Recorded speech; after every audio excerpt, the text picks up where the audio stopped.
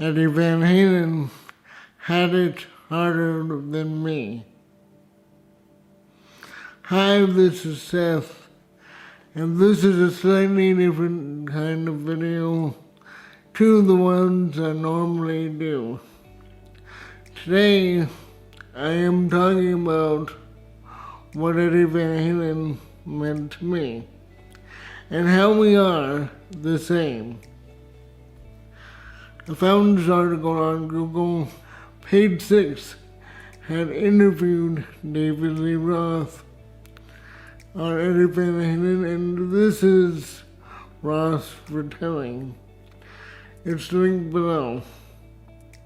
Now, the first thing you have to know is that I play guitar. In fact, I've been playing guitar for 31 years. Not very good. It helped me through my teenage years because I couldn't play sports like the other kids. I've always been musical. When I was in second grade, my teacher played a record for the class and asked us to only listen to the trumpet, and then only listen to the bass, things like that. You know, it's very important to be able to isolate different musical instruments or sounds, because if you can't do that, you're driven insane by all these other noises. Like, I can hear the refrigerator right now from where I am, and other things. I can tune them out. If you can isolate musical instruments or sounds, you can tune them out, and if you can't, it's hard to concentrate because you have all these sounds, like the wind outside, like the bug on the window, and it bothers you all day long. So, I was listening to the trumpet and the bass, and I was singing. So, I do this all the time because I listen to music all the time. See, when you have cerebral palsy, like me, and you can't run or even walk up your massive driveway without falling down, you have to do something else. My parents played records for me, like John Denver, the Rolling Stones, the Beatles, the Who, and that's what I would do for the entertainment. My babysitter turned me on to Judas Priest, the Cars, and most importantly, Van Halen. And yeah, just like the other people who've made Eddie Van Halen tributes, I didn't know how he made those sounds either, the pinch harmonics, the tapping, the slides, the pick scrapes, all of that was foreign. I was a drummer in a concert band from 4th grade to senior year, and I marched too. When I was 15, my friend Jeremy bought a bass, and I asked my parents for a guitar. My father offered to build me a guitar, but I wanted one from a store. Here's the one my dad made. It looks like a BC Rich Mockingbird to me. So, when I got my guitar, we went down to the local guitar store, and I got this. And this is a 1987 Kramer Beretta American.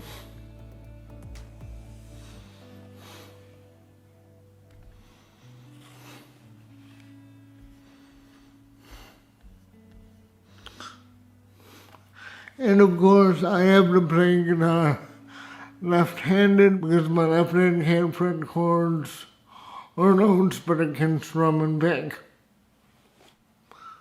When I got this guitar, I didn't know it was a Van Halen guitar. Here's a picture of Eddie with an earlier guitar than this. It's 1982. It's a Kramer Beretta with a white headstock, mine's a black headstock, but it's basically the same.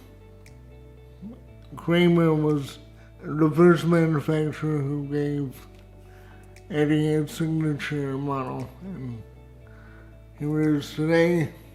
They stopped making these in like 1989 because the Kramer company went bankrupt, but recently Gibson bought Kramer and they have started making this model again. Now this has a Seymour Duncan pickup and a Floyd and, single volume pot. Eddie's guitar says tone, this one says volume. I'm not gonna play anything for you because I'll get demonetized. Well, I don't make any money off these things, so I don't wanna play something and get flagged and taken down. But this was Eddie's first guitar that a guitar company gave him. And then he went on to get sponsored by Music Man and then PV. Well, now his guitar company is it's his own company. It has a partnership with Fender, and Fender makes the guitars, and Eddie, the corporation, that's Fender produced his Wolfgang, EVH Wolfgangs, and the amps, I suppose. So he's under the Fender umbrella again, because Music Man is also kind of associated with Fender because Leo Fender joined Music Man after he sold Fender. But the thing I didn't know when I was a kid was that Eddie was half Asian, just like me. His dad, Jan, was a musician in Indonesia after World War II. At that time, Indonesia was a Dutch colony. It was called the Dutch East Indies. Jan fell in love with Eugenia, who is Indonesian, and they got married.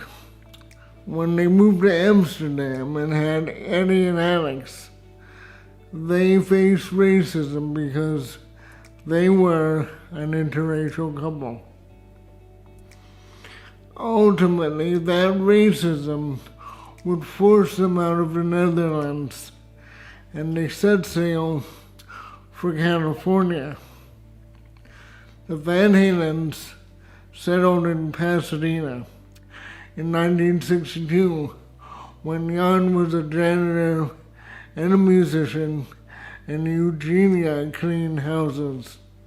Eddie and Alex were enrolled in a school that was segregated, as it was 1962. They were pleased with the black kids because they spoke Dutch. They were bullied by the white kids because everyone was bullied by the white kids. The white kids forced Eddie to eat sandbox sand. The black kids defended Eddie and Alex. Okay, my experience is entirely different. My mom is from Maui. My dad is from New Hampshire. My dad is English and Scottish, and my mom is Japanese Korean. My mom went to college in Illinois in the early 1960s, and this was important because back then You couldn't catch a flight back to Hawaii for Christmas. Instead, Mom was invited home by a girl who lived in New Hampshire. Let's call her Ann. Mom met my dad because Dad was dating Ann's sister. Mom met my dad's family. It took a while for them to get together, but my grandma always invited my mom back. Every time she would leave for spring semester or would leave for fall semester, my grandma would say, "Oh, come back during your next vacation." My dad and Mom's family didn't have any issues with race because both sets of grandparents had faced family bias. Back then, I don't know if it's the same now, but back then, the English hated the Scottish, and the Scottish hated the English, and the Japanese hated the Koreans, and the Koreans hated the Japanese. So my family is united by hate. So I was born with cerebral palsy. And by the time I could go to school, I went to school because my test scores were high enough. I went to school with a girl who also had cerebral palsy, so there was just two of us. As far as I knew, there weren't any kids with physical or learning disabilities when I was a kid, not that I knew. My friend and I were the only ones we knew who had disabilities. I could be wrong because if you have a learning disability or a behavioral disabilities, those things don't show up as easily as a physical disability, so I just didn't know. I was never picked on because I'm sweet and friendly, and probably because my mom was a popular teacher. You know, my mom taught for 36 years. My dad taught for 31 years because he got started after my mom. And whenever my mom shops, she runs into former students, and they're so excited to see her, and they tell her she was their favorite teacher because she was kind.